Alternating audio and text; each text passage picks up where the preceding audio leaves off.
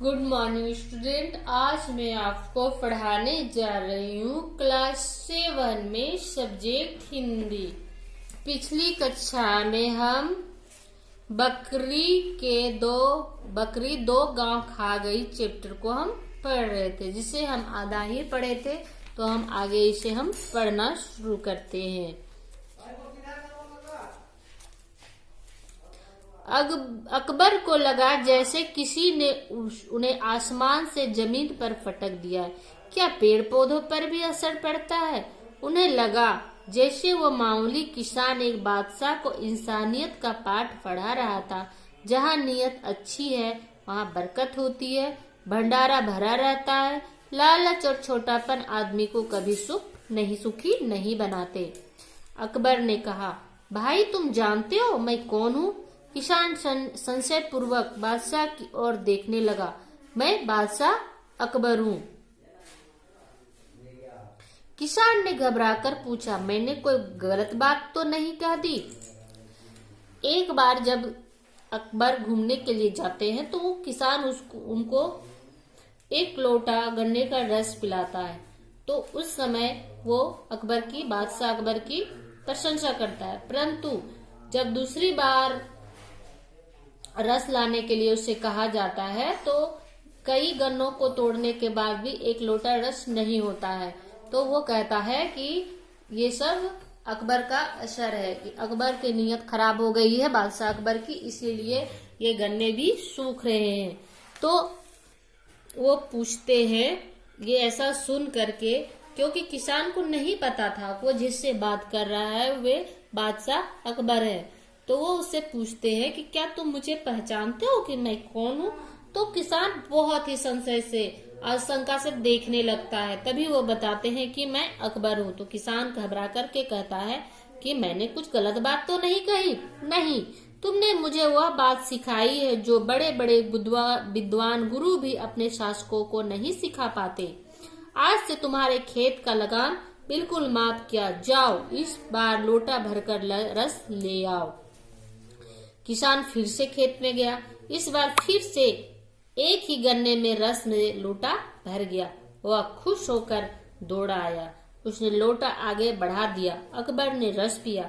फिर पीपल का एक पत्ता लाकर बोले, हम इस पर तुम्हें 2 गांव देने का हुक्म लिख रहे हैं। कल आगरा आना और पक्का कागज लिखवा लेना।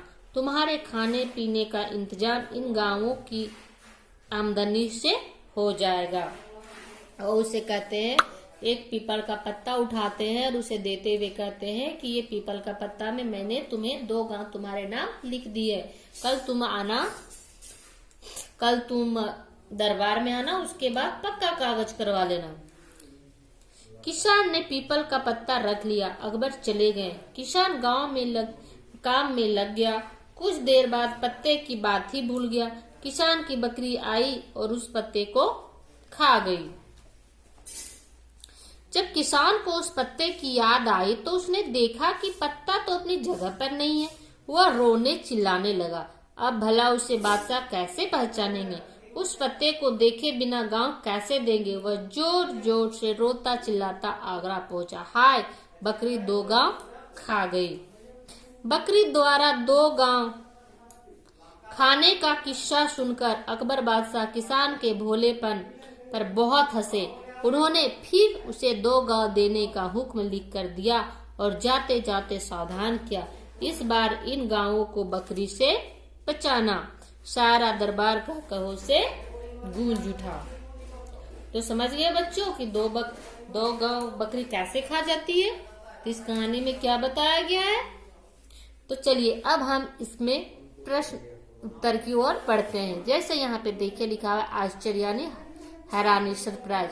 तो आप इसे 1 2 3 4 5 और 6 को लिखेंगे और इसका इंग्लिश के साथ साथ हिंदी और इंग्लिश दोनों याद कर लेंगे। देखिए, सही विकल्प पर सही का चिन्ह लगाना है।